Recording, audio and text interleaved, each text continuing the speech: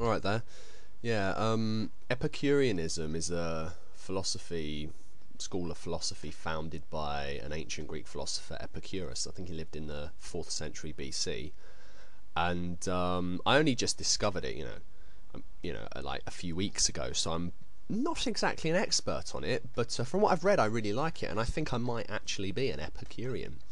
Basically, it's a kind of mild form of hedonism, but that's not what I want to talk about. What I want to talk about is the nature of the gods in Epicureanism. Now, in Epicureanism, gods exist, but they don't intervene in the affairs of men. They don't have feelings and emotions like us. They don't muck around with the universe. Basically, they're like in a little box. They exist, but they didn't make the universe, and they don't interfere in the universe's natural processes, and they don't talk to men, etc. So it's kind of de facto atheism. Epicureans believed and believe that humans have a soul, but when a human dies, the soul dissipates. Kind of like if you've got a bucket of water and you break the bucket, the water comes out and it disappears. You know what I mean? You can't collect the water, you can't pick it up, it's gone now. It's absorbed into the earth, whatever. Now, here's what I think. This is kind of appealing to me because something I've always believed is that whilst I don't believe in an afterlife and whilst I don't believe in God or gods, I think it's possible they may exist. I mean, sure, it's possible, But if they do exist, the afterlife and gods, I view them as kind of an irrelevancy, okay? And part of the reason is similar to the Epicurean reason. Now, put it this way. All our thoughts, all our feelings, all our emotions, as we know, are a result of bodily processes. They can be explained in terms of bodily processes. Even the most complicated, wonderful feelings and thoughts, it's just chemicals dancing about in our bodies. It's just reactions to external stimuli. It's the connections between the neurons in our brain. Everything we feel, everything we are, can be explained in terms of physical phenomenon. So here's what I think. And I thought I might as well make a vid about this because it might be interesting.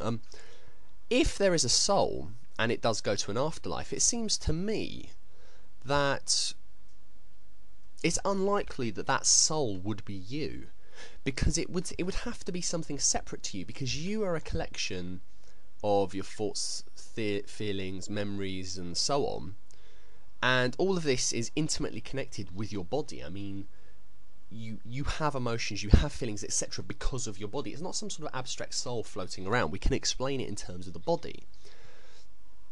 And given we can explain it in terms of the body, doesn't it seem a bit weird to say that you will live happily ever after in the afterlife? Because your soul, by definition, is disembodied. Therefore, it's not going to have the same thoughts, feelings, ideas, reactions to external stimuli that you have, because it doesn't have a nervous system, because it doesn't have a brain, because it doesn't have neurons, etc. So if it does exist, it's more like some sort of energy or force that goes off somewhere. So in that sense, if the only kind of afterlife I could possibly believe in, do you know what I mean, is the kind of afterlife that wouldn't be worth believing in anyway.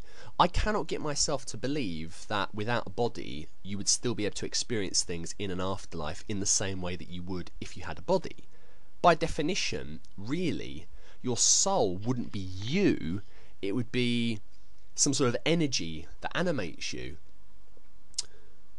It wouldn't be able to respond to things in the way that you do, because it isn't a body, it doesn't have a body. So if that did go off somewhere, you wouldn't really be surviving, your sort of energy would.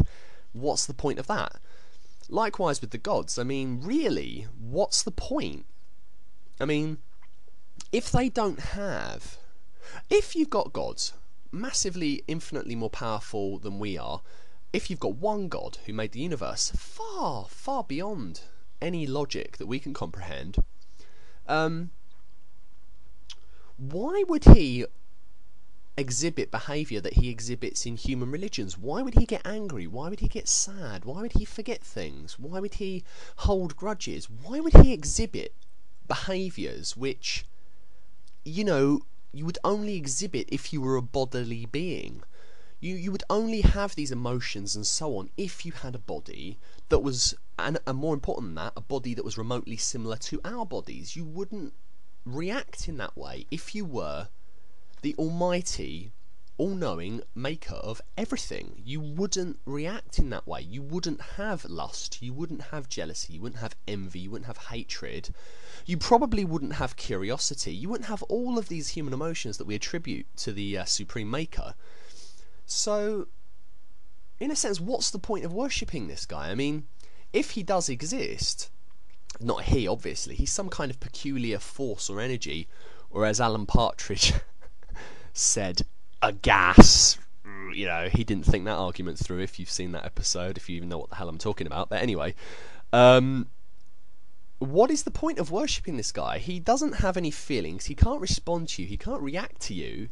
It's just a waste of time. I mean, it seems to me also, why would he intervene in human affairs? There's no reason why he would, because that sort of implies that he's got an interest or some kind of desire, which it seems ridiculous he would have unless he had a body. But why would he have a body if he was the almighty maker of the universe and therefore wasn't a result of natural processes like we are? He was the cause of those processes. So it seems to me to ascribe any human emotions or any human characteristics to a god is a little bit stupid as well, just like it is to ascribe it to a soul. It seems to me that if God does exist, and if a soul does exist, and an afterlife does exist, they're so completely irrelevant to us in every single possible sense that I can't really see the point of it. I just don't. That's the only kind of afterlife and the only kind of conception of God I could really believe in. And what is the point of following that? And that's one of the reasons why I'm an atheist, although strictly technically an agnostic. And I doubt I'll ever be converted, short of some miraculous, revelation, to any religions because of these reasons. Now, I was reading a bit of Bertrand Russell, and he said that he was talking about the soul and stuff, and if it does exist, it would probably disappear at the moment of death because it's like a river. The soul is like a river, and the brain is like, and the body is like the river channel. Well, if geological upheaval happens and there's a mountain there, we wouldn't expect the river to exist, would we? And it struck me, sorry, just a bit of an aside here, it struck me how similar that was to the Epicurean point of view. I don't know enough about philosophy to really know where Russell got his ideas from. As I say, I'm just a curious learner in this. But it struck me very similar to the Epicurean idea that the soul just sort of dissipates and doesn't exist. But in any case, once again, this has just been a discussion. I hope you found it interesting and informative. But it's basically why I think that even if there is a God, even if there is a soul, it's pointless to worry about those things because they are completely irrelevant to our lives. Because the only way they would be relevant to our lives, I repeat, is if they had human or human-like characteristics, which they would only have if they were bodily. And the soul by definition is not bodily, and God by definition is not bodily. So, here we are.